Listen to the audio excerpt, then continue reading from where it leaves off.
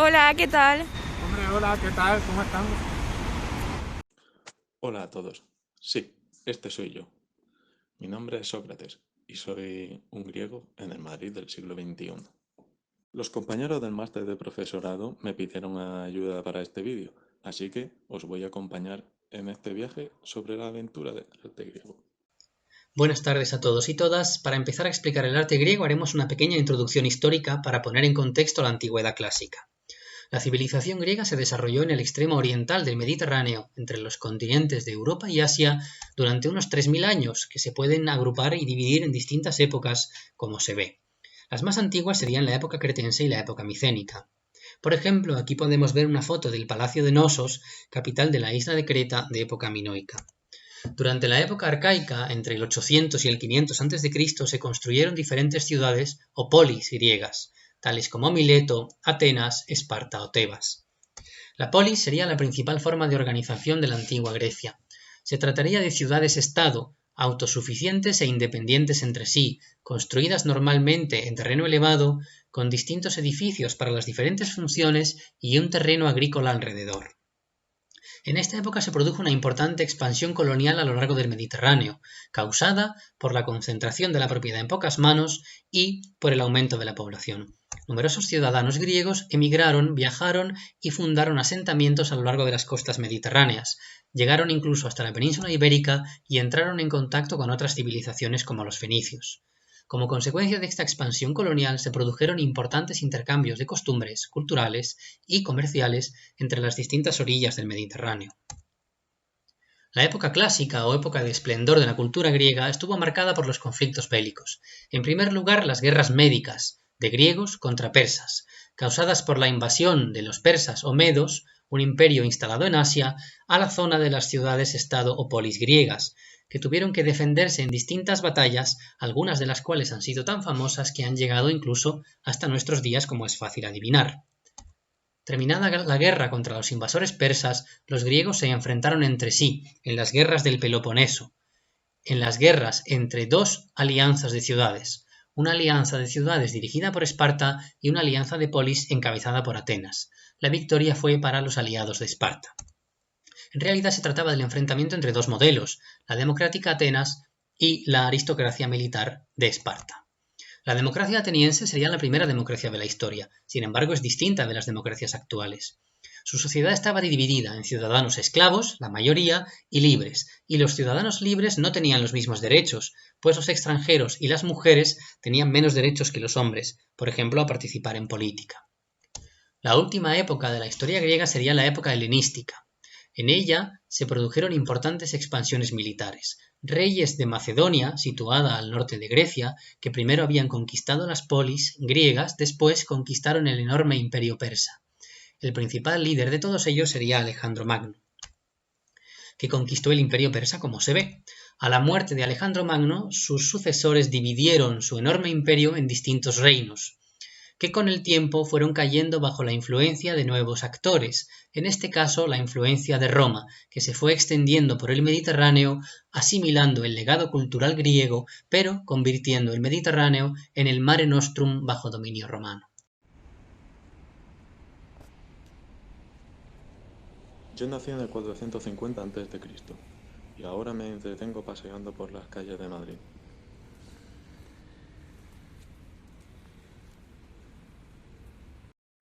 Finalizado ya este primer apartado de contexto histórico, vamos a dar paso al tema de la arquitectura griega.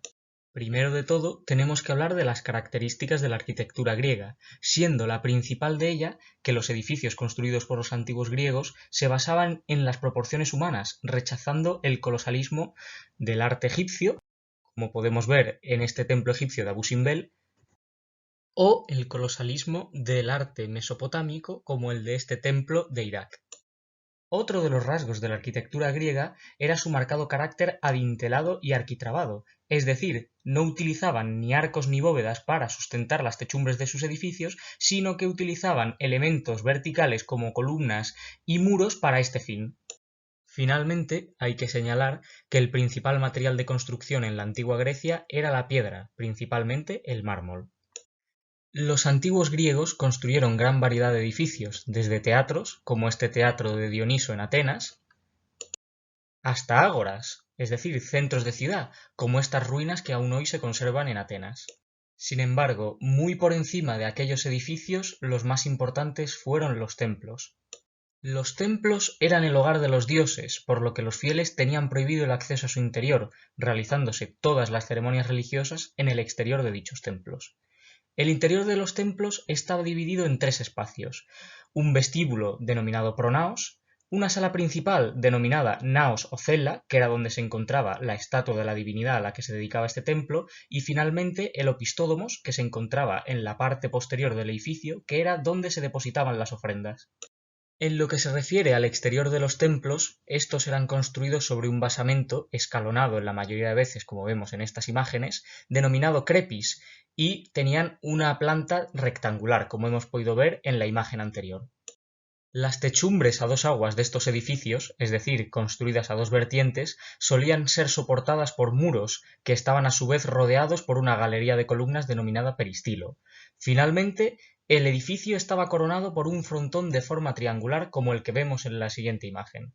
El objetivo del arte griego era alcanzar la belleza a través del equilibrio, la armonía y la proporción, y para eso utilizaron una serie de estrictas reglas matemáticas denominadas órdenes arquitectónicos que establecían el tamaño y la combinación de los distintos elementos arquitectónicos de las fachadas de sus edificios. En definitiva, amigos, nos encantaban las columnas.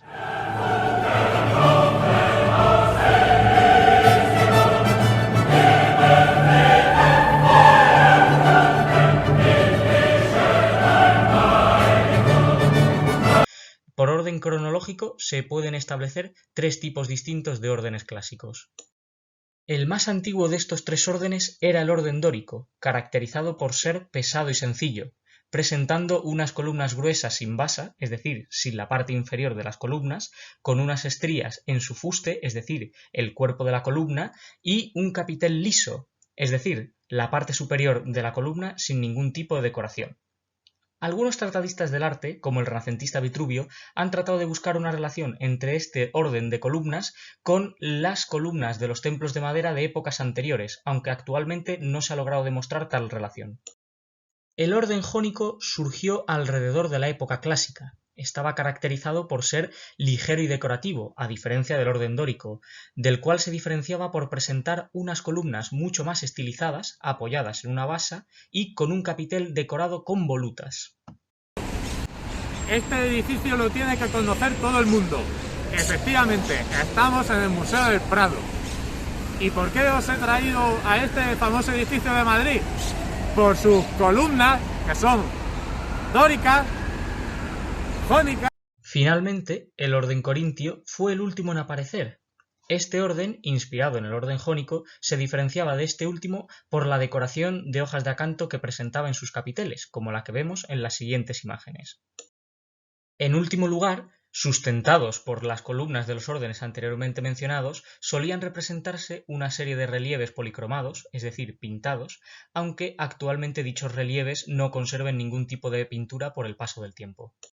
Los templos griegos más importantes fueron los que se erigieron en la Acrópolis de Atenas en el siglo V para conmemorar la victoria griega sobre los persas en las guerras médicas, como son el Partenón, el Erecteión y el templo de Atenea Nike o de la Victoria. Os he traído ahora al Congreso de los Diputados, porque tiene una cosa espectacular y es que, como podéis ver, las columnas son corintias, con las hojas de acanto en los capiteles. Que bueno, esto me recuerda perfectamente a mi tierra, aunque hayan pasado ya más de 2 milenios. Y como podéis ver también, tiene un frontón. Bueno, si todo esto no os ha quedado claro, lo mejor es que os lo aprendáis con una canción.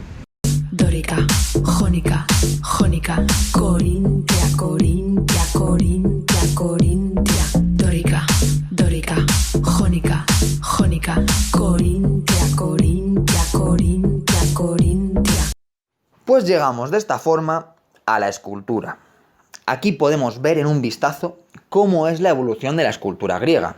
Cómo vamos pasando de la época arcaica a la clásica y de la clásica a la helenística, cómo va apareciendo cada vez un mayor realismo, un mayor movimiento e incluso aparece emoción en las estatuas.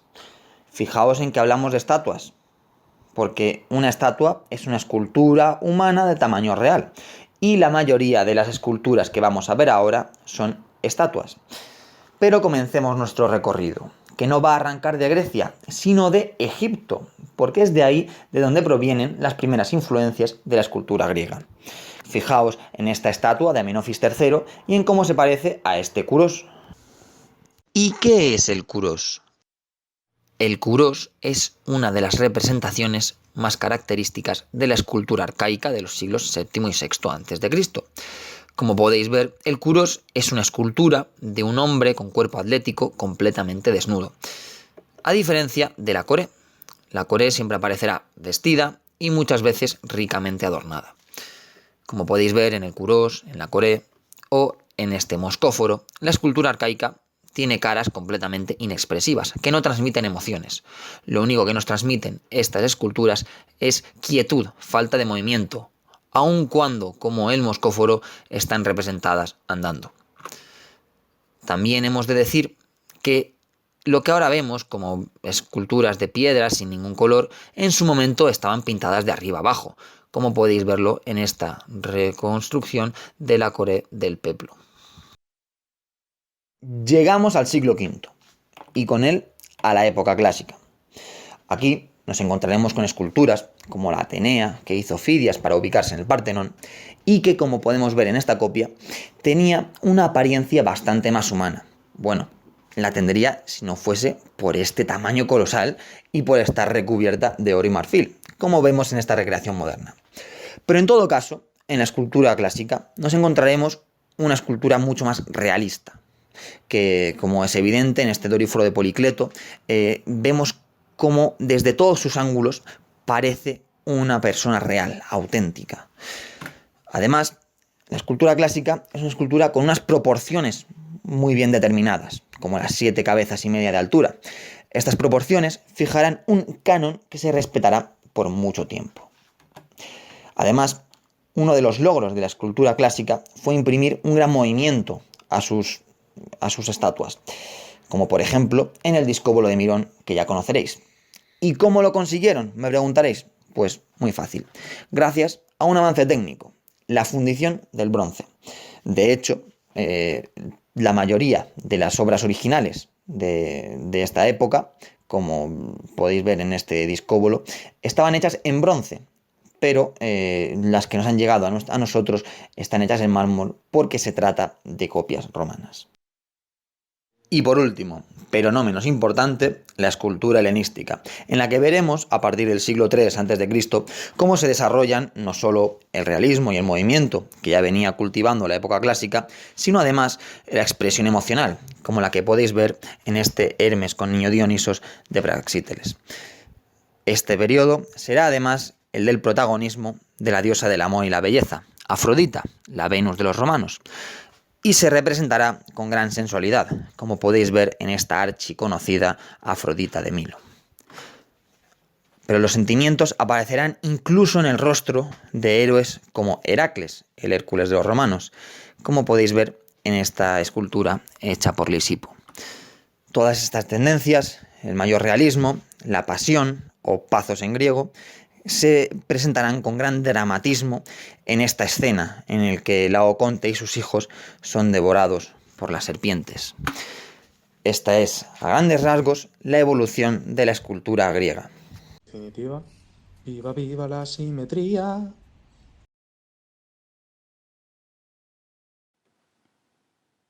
La cerámica adquiere en Grecia un importante desarrollo. A través de ella podemos hacernos la idea de cómo sería la pintura. Al igual que en la escultura o en la arquitectura, también en la cerámica se reflejan los gustos estéticos que posteriormente dominarían la cultura occidental.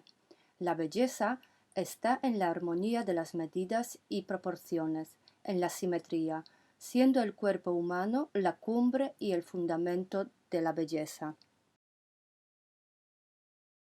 Los vasos griegos cumplían distintas funciones. podían ser empleados como contenedores de agua, vino, aceite o grano, como es el caso de la ánfora. De aquí su boca ancha, su cuerpo amplio, dotado de 2 asas para su fácil manejo y transporte. A su vez, la crátera, destinada a mezclar líquidos, de aquí su boca y su cuerpo muy ancho para facilitar la mezcla y el servicio. En cambio, la jarra empleada para servir tenía una boca en forma de la hoja de trébol y el cuerpo pequeño que facilitaba el servicio e impedía que se derramara el líquido, al igual que el léquito, un bote para contener perfumes o aceites para el cuidado del cuerpo. De aquí su boca muy estrecha que tan solo permitía verter unas cuantas gotas. Los vasos como la copa o el estifo servían para beber, de aquí su tamaño pequeño y la presencia de pie o de 2 asas para sujetarlo con una o con 2 manos. Durante la época clásica, a partir del siglo VI a.C., se impuso la moda de las figuras negras. Es un estilo de pintura griega en la que la decoración aparece pintada en color negro sobre el fondo rojo. Los detalles eran añadidos a posteriori, con una herramienta de grabado, rascando a través de la pintura la arcilla de abajo, dotando la escena y los detalles de relieve. Las representaciones humanas se caracterizaban por estar pintadas con el torso de frente y la cabeza y los pies de perfil. También el ojo siempre se pintaba de frente y con la pupila al centro. La figura humana es la protagonista, junto con los animales y monstruos mitológicos. La llamada cerámica de figuras rojas desplazó la anterior cerámica de figuras negras y se generalizó en toda Grecia a finales del siglo VI a.C. Supuso una innovación tecnológica. Tenía el fondo negro y las figuras en color rojo, propio de la arcilla de la que estaba hecha. El interior de estas figuras se repasaba con un fino pincel, añadiendo detalles en color blanco, dorado, distintas tonalidades de rojo y negro. Así las figuras ganaban en naturalidad y los rostros se llenaban de expresividad. Se seguían representando temas mitológicos, pero en esta ocasión prevalecen las escenas de la vida cotidiana. Sabemos, además, que los artistas de la época ya firmaban sus obras. Así podemos conocer algunos nombres de ellos, como Asteas, que fue el autor del vaso de Hércules, hoy expuesto en el Museo Arqueológico Nacional de Madrid. Ambas técnicas se caracterizaban por bella representación, donde se imponía lo narrativo sobre lo decorativo, la historia sobre la estética. Por ello, la cerámica constituye una fuente valiosa para conocer los distintos aspectos de la vida de los antiguos griegos. En ella encontramos leyendas mitológicas y el panteón de los dioses. También se representaban escenas de la vida cotidiana. Podemos así curiosear en la vida de los griegos corrientes, aspectos de su vida privada, la familia, la educación o sus quehaceres diarios. Además, se muestra el desarrollo de una civilización avanzada con el ocio y las fiestas tanto políticas como religiosas. A pesar de mis dotes para ser modelo, mi primo Crisipo, que fue un gran ceramista, no me utilizó en ninguna de sus obras. Hemos visto las principales características del arte griego: arquitectura, escultura y cerámica. Pero, ¿qué queda de todo eso? ¿Se acabaron los griegos y se acabó lo griego? ¿Acaso hay que ir a los museos para verlo? En realidad, a poco que apartéis la mirada del móvil, os quedaréis maravillados. Pero eso no quiere decir que todo lo que vemos sea arte griego en sí mismo. Sí son, sin embargo, elementos que por su función o su forma se pueden remontar al arte griego, tal como era, o bien al que nos transmitieron sus herederos, los romanos.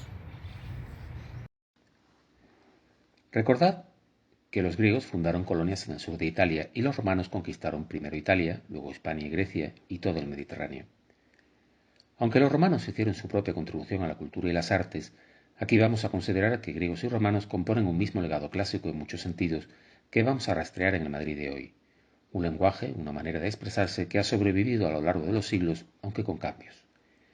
Porque eso es ser clásico, poder ser reinterpretado por las diferentes etapas históricas que le dan un nuevo significado a elementos que surgieron de una época diferente y los sigue utilizando. Pensad que en el fondo son muchas las cosas que nos unen a los griegos. Somos una civilización urbana. Ellos, como nosotros, se enfrentaron a la necesidad de ordenar la ciudad. Mirad cómo lo resolvió Hipódamo de Mileto y mirad el ensanche que se hizo de Madrid en el siglo XIX. Como veis, se aprecia perfectamente en ambos casos el plano en cuadrícula. Nuestro propio sistema político, la democracia, tiene una raíz bien griega y parece que quien construyó nuestro Congreso hacia 1850 lo tenía presente, o será que el lenguaje clásico lo tenemos ya muy asimilado. A ver, es evidente que no es un edificio griego, los griegos no llegaron hasta aquí, pero sí su lenguaje.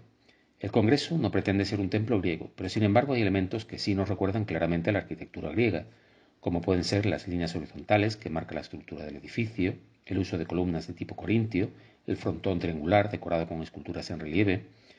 A cualquier griego del siglo IV a.C. le resultaría al menos familiar. Nuestra sociedad se supone que está organizada de acuerdo con unos principios racionales y da gran importancia a la cultura. Pues bien, las bibliotecas, aquí la Nacional en Recoletos de la segunda mitad del siglo XIX, o los museos, aquí el de Antropología en Atocha, de 1875, los inventaron los griegos.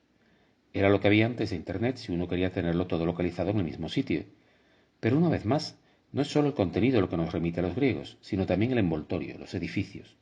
En este caso, la Biblioteca Nacional mezcla bastantes cosas, pero el piso superior, con sus columnas corintias y su frontón triangular decorado con esculturas, tiene un precedente claro en la arquitectura griega. El Museo Nacional de Antropología, visto de frente con sus columnas jónicas, también. Tampoco os voy a engañar. Al griego de a pie probablemente le interesaba menos Platón y Aristóteles que el deporte. No, el fútbol no lo inventaron ellos, pero sí eran unos apasionados de las competiciones, en especial del atletismo. Fijaos, hasta utilizaban un acontecimiento deportivo para fijar la fecha, los primeros Juegos Olímpicos que se celebraron en el año 776 a.C. Y esto del deporte hace que podamos enlazar otra vez con el arte, pues fueron los griegos los que fijaron el canon de belleza clásico, que en el caso masculino se caracteriza por unos cuerpos atléticos de proporciones armoniosas. Son los griegos los que lo establecen. Con todos ustedes, el Diadúmeno de Policleto, realizado originalmente en bronce hacia 420 a.C. y aquí en copia romana hoy en día en el Museo del Prado. El tratamiento de la proporción y la anatomía crean escuela, y en cuanto al canon de belleza, pues lo podríamos encontrar hoy en cualquier pasarela de moda.